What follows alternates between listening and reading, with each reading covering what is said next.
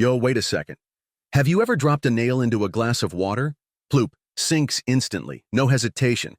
Just, goodbye, nail. Now here's the crazy part. That nail is made of iron. But you know what else is made of iron? A whole freaking ship. A massive multi-ton hunk of floating metal that somehow doesn't sink like your sad little nail. What gives? How does that even make sense? All right, grab your curiosity hats. Because this is one of those things that seems like it should break the laws of physics, but instead it explains them. Okay, let's rewind to that nail.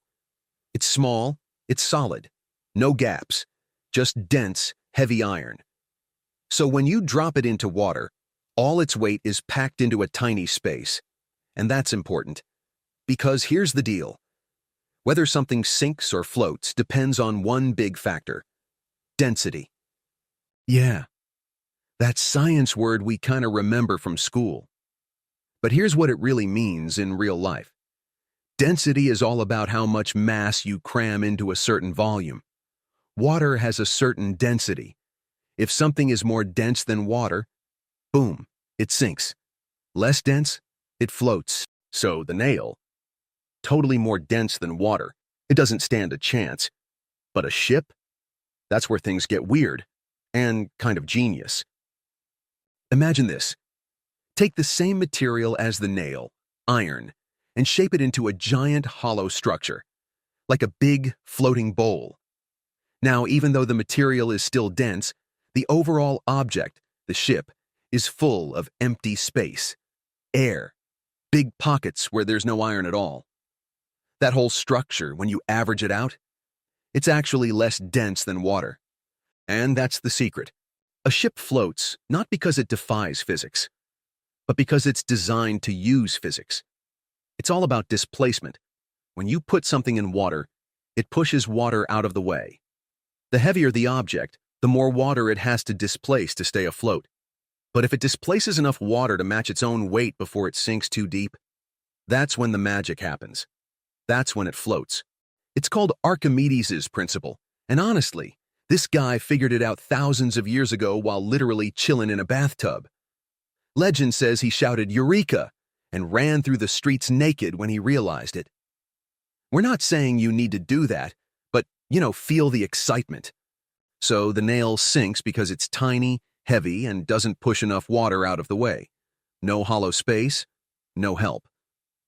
But a ship? That baby is playing 4D chess. It's spreading all that weight out over a huge area, pushing tons of water aside and using physics to stay afloat. And get this. Engineers take it even further.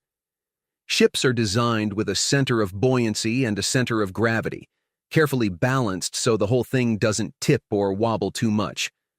Like, imagine balancing a spoon on your finger, but that spoon weighs thousands of tons and carries people, cargo, even cars. Wild, right? It's kind of beautiful when you think about it. Same metal, same planet, two very different outcomes, just because of shape, space, and science.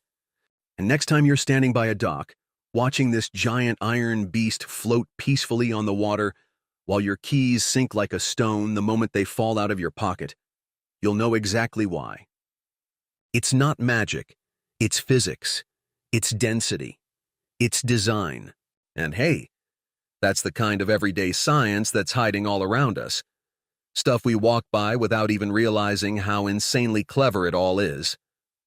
All right, that's it for today. If your brain just went, whoa, hit that like button and drop a comment about what you'd love to see us break down next. And yeah, don't forget to subscribe if you're into this kind of everyday science that secretly blows your mind. Catch you next time.